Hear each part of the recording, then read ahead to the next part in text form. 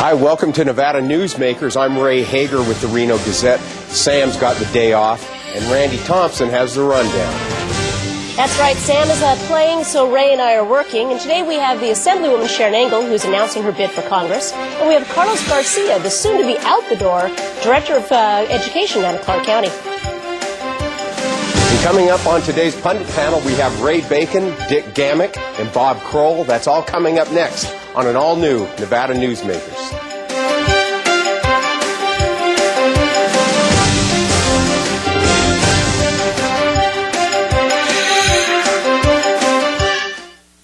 Nevada Newsmakers, brought to you in part by the Tahoe Reno Industrial Center, the world's largest industrial park, the resort at Red Hawk, and the Peppermill family of casinos. Here at the Tahoe Reno Industrial Center, water resources come from fresh, clean groundwater, approved by state permits. The water is pumped from wells to million-gallon storage tanks and then distributed to TRI companies. Another amenity is our investment in a state-of-the-art wastewater treatment plant. This disposal system converts waste to clean water for industrial applications. Welcome to the Tahoe Reno Industrial Center, the largest industrial park in the world, building economic prosperity for Nevada. Something spectacular has taken wing not far from Reno or Lake Tahoe, and never far from your mind. An escape of fine dining and legendary golf. Introducing the resort at Red Hawk. And at the center of it all, we've feathered our nest with new villas that have elevated Red Hawk to the status of a premier resort. The resort at Red Hawk, a beautiful new arrival in northern Nevada. Nevada Newsmakers is sponsored in part by the Nevada Beer Wholesalers Association. As an employer, did you know you can be held liable for negligent hiring? A background screening by Employer Links can uncover criminal records, like alcohol and drug convictions. It can verify the applicant's education, driving records, and professional licenses. Employer Links can check civil records, registered sex offender records, and Social Security fraud. Hiring the right person shouldn't be a gamble. Call Employer Links. Employer Links, protecting your investment. I tell you, John, this industry has really changed. Tell me about it. You seem to do pretty well last year. What's your secret? No secrets. Although I'll tell you something.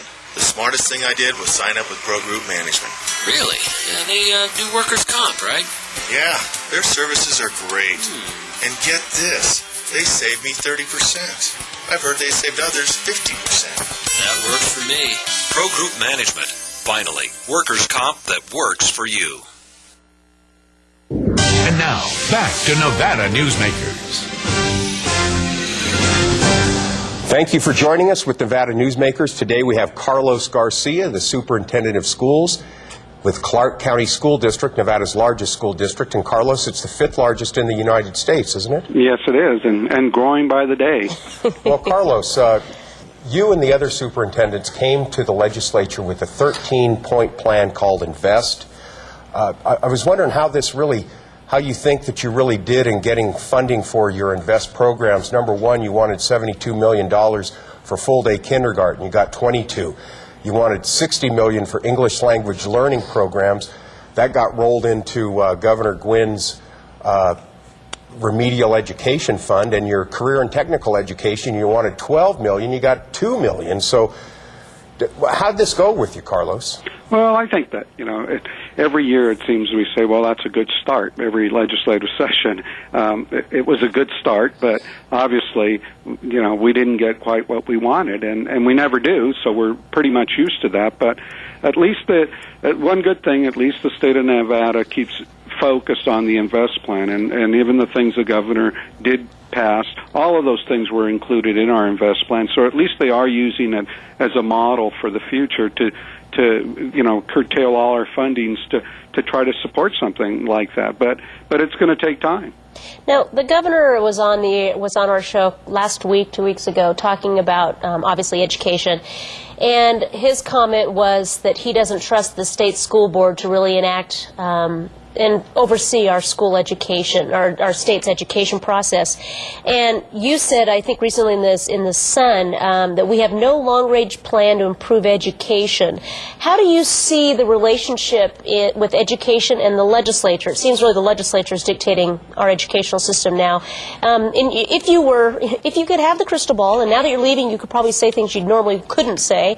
Where would you like to see education going in the state? How do you think we could truly improve education? Well, I think that, we have a tendency, I think the legislature micromanages public education a little bit too much. I mean, where else would you ever be in a state where they're trying to even dictate what starting time school should start at? I mean, that's absurd. Every session, they seem to pass more laws that just put more restrictions on our ability to get the job done, and without the funding as well. I think that in the long run, I think what needs to happen here is that even though, and we're grateful for the money that we get, but what the public doesn't understand is that our growth is so rapid that these huge numbers that you hear out there are just barely keeping us afloat. And I think the real issue is right now we rank about 48th in what we spend per student in the United States. If we've done so well, then why is it that in the last 5 years we've actually gone from about 38th to 48th? And we're headed, and I predict that in the next session, if not next session, by the following session for certain, that we'll be the rock bottom state in terms of how much we spend per student. People don't want to hear that.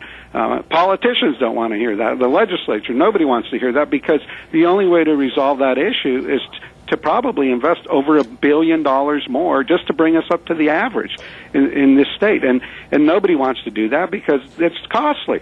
On the other hand, look at what we pay by not doing it. The price we pay is that if we look at our class sizes, we have some of the highest class sizes in the nation. Here in Clark County, we have high school classes that are between 35 to 42 kids. That's unacceptable. And when you look at even our 5th grade, 4th grade classrooms, they're up in the 30. We have kindergarten classrooms with over 35 kids in them. I mean, that's the price we pay. And then when you look at wages, people could argue that all they want from a political point of view, but it's supply and demand economics. And sooner or later, when we have a shortage here, and we are going to have a shortage, because $28,000 a year starting salary here in Clark County isn't enough to attract 2,500 teachers that we hire each year. And this year, especially with the housing costs going up so tremendously, teachers, this is the first time we've actually had hundreds of teachers turn us down because they can't afford to live here. Well, I know growth is obviously the critical issue in Clark County, but I'm going to kind of play a little bit of devil's advocate here with you. That per pupil spending, we do not include construction, and several states do, and as we discussed earlier. True. Everybody says that, but the studies, the two major studies that are done to compare per pupil expenditure, not a one of them include school construction. That wouldn't be fair. Imagine if you're some little town and just, you finally pass a bond to build one school, and that's, 3 times your regular budget. You're not going to include that as your average per pupil. So why should we use it against Clark County? I mean, that money is set aside specifically to build schools. It's not set aside to pay salaries or build infrastructure. It's just set aside to build schools. So really, realistically, however you want to cut it, and no matter what study you look at, we're way at the bottom in just about everything. Right. I guess just overall, you really can't sit there and say West Virginia, that's losing population, and based, and their per pupil spending based on Nevada, who's gaining population every day. Right. It's really difficult to say what is a national average when we'd really, frankly, like you're right, we need to focus on what we need to do here that is going to fund per pupil, that's going to get the results that we want. Yeah, and I never go out there and say we ought to go to the national average. I've never been an advocate of that. Why? Because there's, we're one state, and I'm proud that, we've really worked with all the counties, all of us work together, because a kid in Humboldt County is just as important as a kid here. I mean, we're here to work for all kids, and it would be a disservice to just simply say we're going to go to the national average, because in some small places like Esmeralda and places like that, they need to get a lot more money because they have fewer students, and in order to run their systems, they have to have those resources. I think the real debate in this state needs to be what is the amount that we need to adequately educate a student, and that really should be the discussion. And sometimes people, in fact, even the paper here this morning was blasting me saying, well, there's never enough, that, they just want more and more. And I'm saying, look, if you look at the Invest plan, every single thing we asked for had an accountability instrument built into it. We're not just saying give us the money. We're showing how we're going to measure it, whether or not it's going to work. And if it doesn't work, we're going to be the first to say, look, let's not waste our resources in that. So we do want to be held accountable. Carlos, let's hold it right there. Let us break for a commercial message. We'll be right back. Any Nevada Newsmakers program, call 775-857-2244. The tapes are $20 each, including shipping. My family started this business 27 years ago. We work hard to serve our customers and our community. But it's getting harder and harder to keep the doors open. For example, our workers' comp is going through the roof. Isn't anyone on my side anymore? The Retail Association of Nevada is. If you're a small business owner, we can cut your workers' comp by up to 50%, lobby for your interests, and keep you informed. Put us to work today.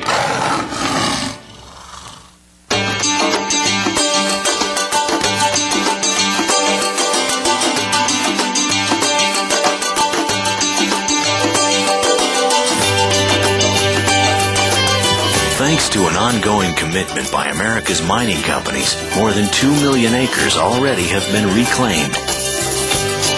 To learn more about reclamation or other aspects of mining, visit nma.org. The National Mining Association.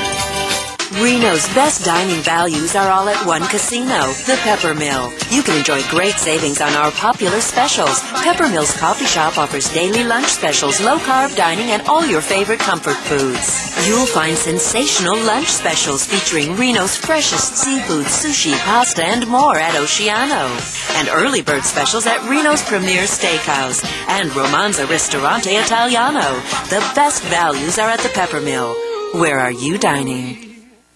The best value in sight is here for you to see.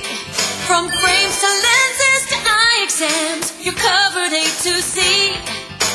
Davis Optical, your best value in sight. Davis Optical Centers, with 2 locations in Reno and Sparks. Davis Optical, your best value in sight. And now, back to Nevada Newsmakers. We're back here with Carlos Garcia, the Superintendent of Schools of the Clark County School District, Sharron Engel, the Assemblywoman from Reno, who is running for the District 2 congressional seat, was supposed to be here today, but was detained and could not make it. Carlos, let me get back to this English language learning request of the superintendent. You had $60 million in there, and this seemed to never really gain any steam at the legislature. You know, English language learners, there's such a growing population in Clark County, in Washoe County, in Lyon County, in Humboldt County. Does the legislatures really understand how important this is? No, I don't think they do, and it's a political hotbed, to be honest with you. I think that, you know, we get a lot of calls, those people, this and that. You know, it's horrible, some of the things people say, because, you know, our feeling is and it's the law. Any kid who shows up to our school, you know, if you have a problem with that, take it up with the Supreme Court. But under the law, everybody's allowed to go to school, right? Yeah. And so some people just, you know, have some real hostile feelings towards, you know, providing additional resources to kids who don't speak English. But the sad part about that is that they're not going away. They're the fastest segment of the population, growth segment of the population, not only here in Clark County, but in Washoe and all over. And so, you know, we do need, if we want them to learn English as quickly as possible to become productive citizens, we need, you know, additional resources. 38 states in the country provide additional resources for that segment of the population. And you know, they're almost, sometimes in the legislature, they're viewed as invisible people.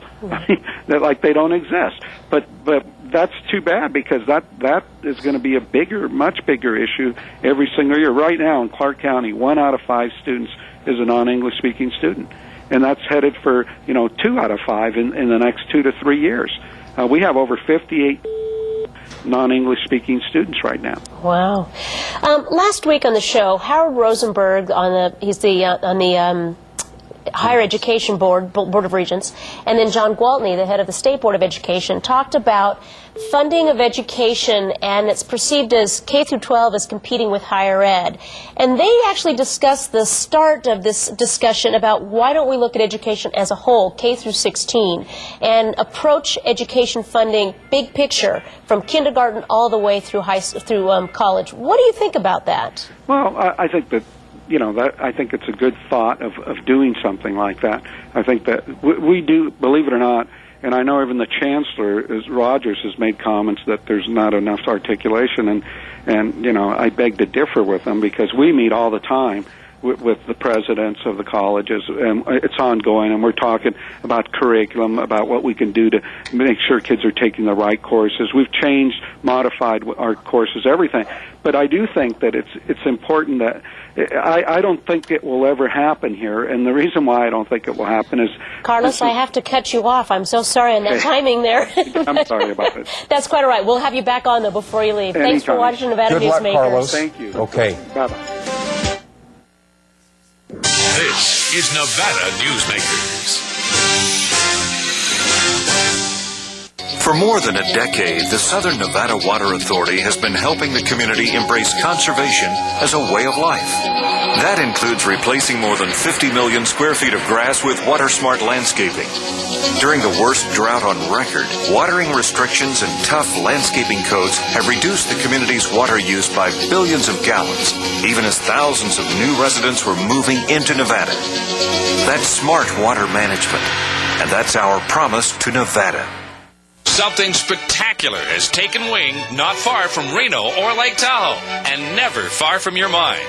An escape of fine dining and legendary golf. Introducing the resort at Red Hawk. And at the center of it all, we've feathered our nest with new villas that have elevated Red Hawk to the status of a premier resort. The Resort at Red Hawk, a beautiful new arrival in northern Nevada. So, who do you use for workers' comp? Pro Group Management. Ah, I've heard some good things about them. You bet. Employee background checks, safety training, claim seminars. Oh, and here's the great part. If you have an issue, they work for you, not against you. Sounds perfect. And expensive. Well, that's the best part. They saved me 30%. I've heard they've saved others 50%. Works for me. Pro Group Management. Finally, workers' comp that works for you. As an employer, did you know you can be held liable for negligent hiring? A background screening by Employer Links can uncover criminal records, like alcohol and drug convictions. It can verify the applicant's education, driving records, and professional licenses. Employer Links can check civil records, registered sex offender records, and Social Security fraud. Hiring the right person shouldn't be a gamble. Call Employer Links. Employer Links, protecting your investment. And now, back to Nevada Newsmakers. Okay, we're back today with today's pundit panel. We have Ray Bacon of the Nevada Manufacturers Association, Bob Crowell of the Crowell Group, and a member of the Carson City School Board of Trustees, and Dick Gammick. Cowboy. Well, not a Cowboy Dick Gammick. District Attorney of Washoe County, and what you going to a hootenanny this what's going on, Dick? Actually, we're starting the big hootenanny for the next 2 weeks. Reno Rodeo's in town, and first show will be Thursday night with, I don't know if you can get a shot of this, but Extreme Bulls. Get the right camera here. Extreme Bulls will be coming up on Thursday night, and then Friday and Saturday night are the Pace Pecani Winter Finals, and Saturday night show will be telecast by CBS. So we're going to get some pretty heavy national coverage this year, and ESPN will also be there for the Extreme Bulls and for the finals, which will be the next Saturday night. And there's no daytime shows anymore. They're all nighttime to include the finals. What are Extreme Bulls? I mean, I think of like Bob Beers, but... Sorry. Hi, Bob. I love Bob Beers. Extreme Bulls is something that was started a couple of years ago by the Professional Rodeo Cowboys Association, PRCA, and it is a night of nothing but bull riding. It's the top 45 cowboys in the country and bull riding and the top 40 bulls. So it's just a kind of a major crash out there on Thursday night. So they do that the first night to get everybody softened up for the rest of the conference? Yeah, it'll be this Thursday night, and it's quite a night. They a lot of fireworks, both with the bulls, and they shoot a lot of fireworks, too. It's quite a show. Well, let's talk about the rodeo that just ended down in Carson City. Yeah, I was going to say, that's extreme bull riding for 120 days, man. Fireworks coming out of that now. Ray, let me ask you, how do you think public education fared? Do you think they could have done better? No, I think they got a lot of money. I'm not sure the money is going to be prudently spent. As Bob and I were talking ahead of time, the $22 million for full-day kindergarten is focused on at-risk schools. So if you wind up with, Dick Gammick and I both disapprove of the term at-risk because it tends to turn the kids off. It really is talking those kids that are eligible for free and reduced lunch, which really means poor kids. Okay, so let's call it what it is. So the poor kids have to be in a school that is 55% or greater poor student or poor population. That effectively means that there's about 10 schools in the state outside of Clark County and Washoe County that are going to be eligible. Everybody else has a lower population. But if you have a poor kid in a school that's 50% poor kids, he needs just as much help as the student that's in a school that's 56% poor population. So we focused on the system again and not focusing on the kids. I think that's fundamentally wrong. Well, I don't know about we're going to spend the money badly. I tend to agree with Ray in some sense that the process could be focused a little bit narrower on those who need it. But I think that it's a good first step. And as much as people want to say that you can't throw money at education, on the other hand, money makes this world go around, and you cannot run education on a shoestring. If you want to get results, you got to pay people a professional salary, and you got to have professional administrators do it. And I think education fared relatively well this time, this session, and We'll live with whatever they gave, but I got to tell you another thing, and I know this isn't the topic of your show, but at the end of the day, I think that the school district, particularly like the school districts in Carson City, are going to be more affected by the property tax cap than ever before. And we can talk about having a 2% raise this year for teachers and a 4% raise next year, and that's probably going to happen in Carson City. But I got to tell you, our preliminary numbers in Carson City show that in order for us to do that, we're going to have to start cutting positions. And it's kind of an odd situation where you have people say, hey, we got a whole lot of money coming down to education.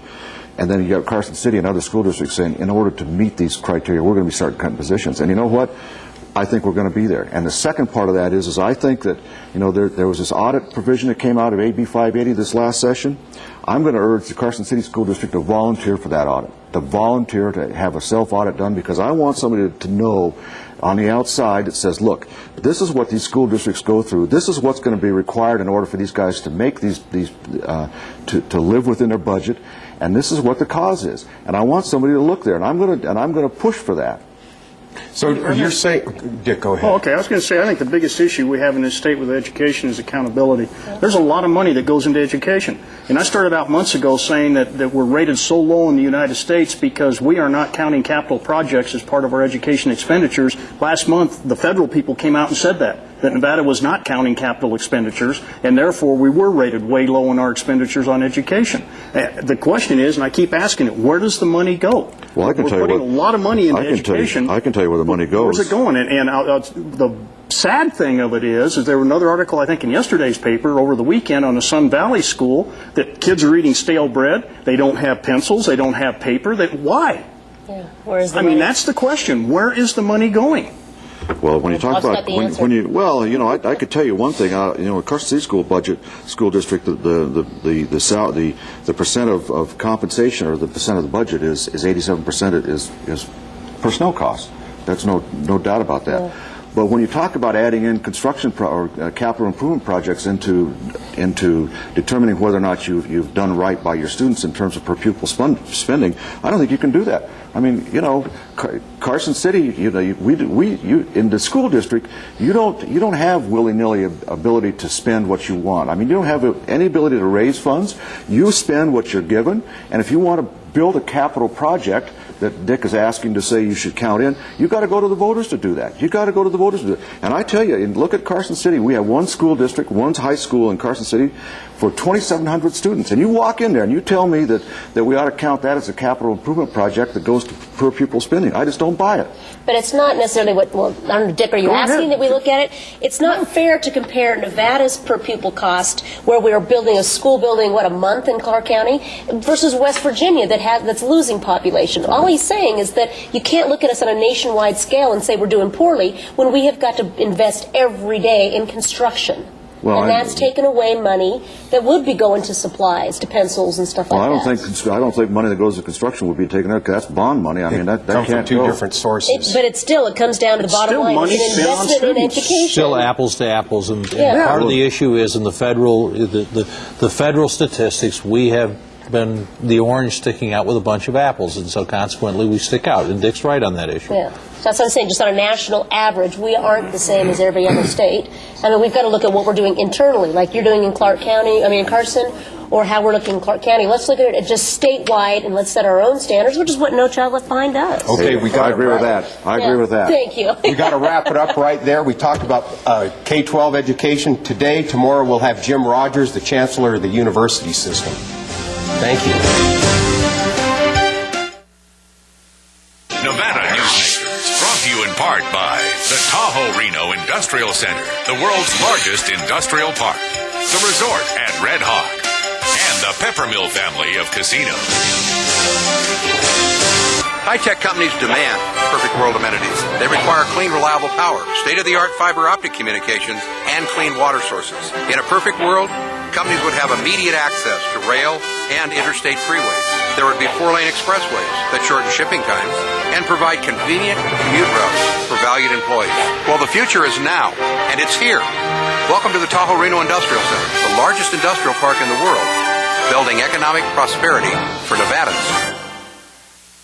South Reno's hot spot for food, fun, and friends is the Tamarack Junction. Play over 480 of the hottest slots and video poker games. Enjoy hot times and sizzling food specials at Sully's Sports Bar, Grill, and Nightclub. Watch your favorite game on one of our jumbo high-definition plasma TVs. Enjoy great food 24 hours a day in the Dining Car Restaurant. Or sample the best hot and cold sandwiches in the Whistle Stop Deli. The Tamarack Junction is your junction for fun. South Virginia and Amati Ranch Parkway. Yeah.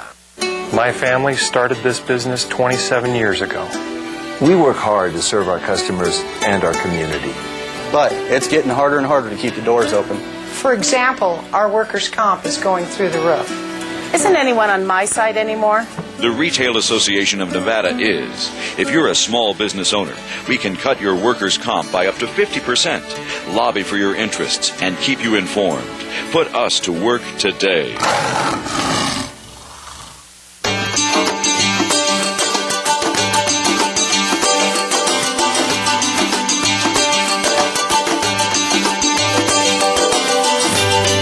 Many of the materials we rely on every day come from the ground, and modern mining technology brings them to us cleaner and safer than ever before.